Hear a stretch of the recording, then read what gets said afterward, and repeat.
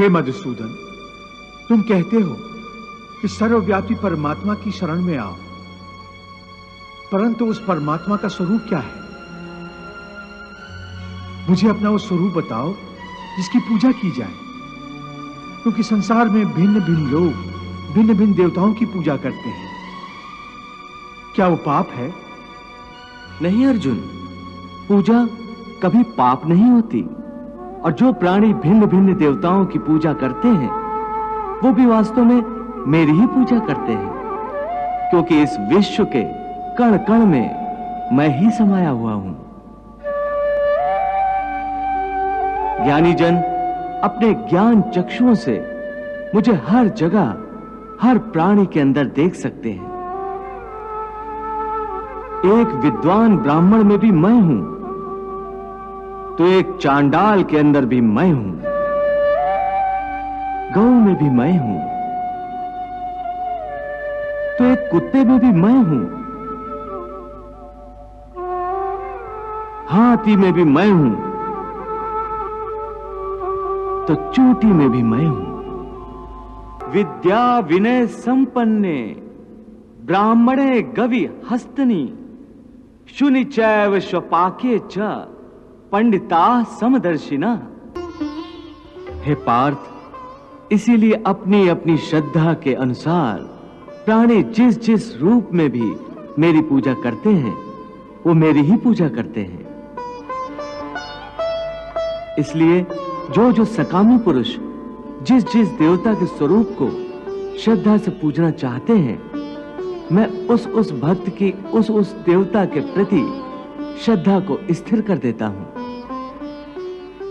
यो यो याम याम तनुम भक्तः श्रद्धार्चितुमिच्छति तस्य तस्याचलाम श्रद्धाम तामेव विदधाम्यहम्।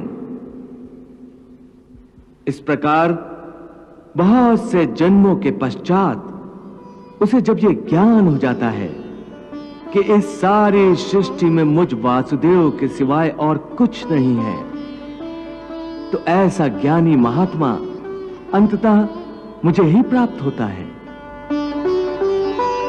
परंतु हे अर्जुन, ऐसा महात्मा अति दुर्लभ है।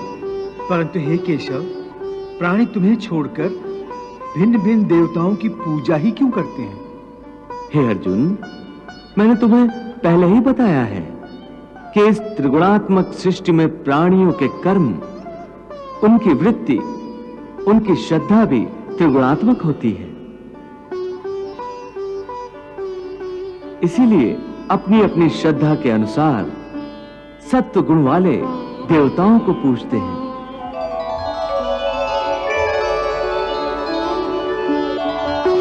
रजोगुण वाले यक्ष, गंधर्व आदि की पूजा करते हैं।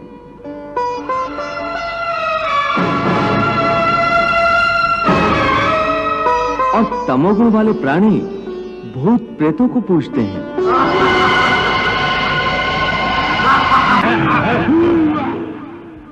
यजन्ते सात्विका देवान यक्ष रक्षांसि राजसाः प्रेतान भूत गणाश्च चान्ये यजन्ते तामसा जना। हे अर्जुन, देवताओं को पूजने वाले देवताओं को प्राप्त होते हैं और मृत्यु के उपरांत अपने कर्मानुसार कुछ काल तक स्वर्गलोक में निवास करते हैं। पितरों को पूजने वाले पितरों को प्राप्त होते हैं और पितृलोक में जाते हैं।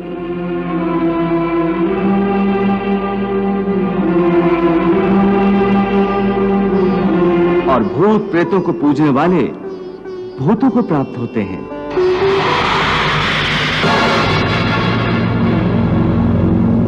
और नए जन्म में उन्हें भूत प्रेतों की योनि मिलती है।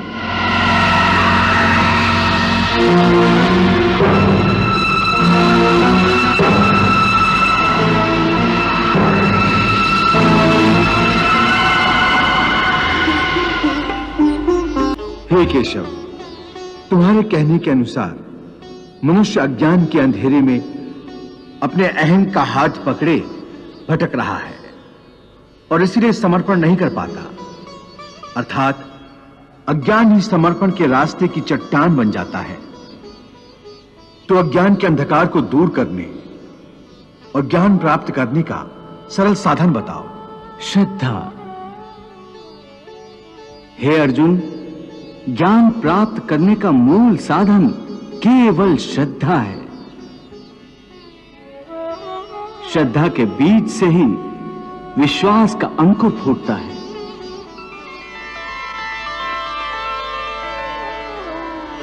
और आस्था का पौधा लहलहाने लगता है।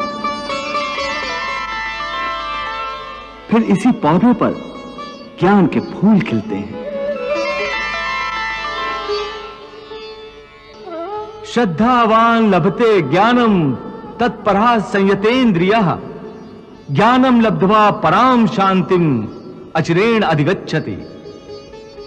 श्रद्धा वो सीधा और सरल रास्ता है जो मनुष्य को प्रेम शांति की ओर ले जाता है। इसलिए कि श्रद्धा द्वारा मनुष्य निष्ठावान बन जाता है।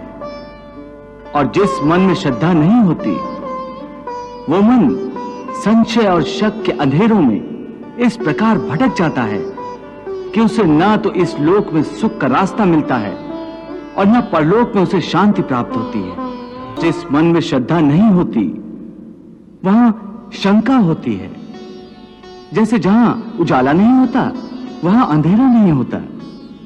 न श्रद्धा होगी, न आस्था होगी, तो मनुष्य आस्तिक नहीं रहेगा, नास्तिक बन जाएगा और वो कदापि सुखी नहीं हो सकता।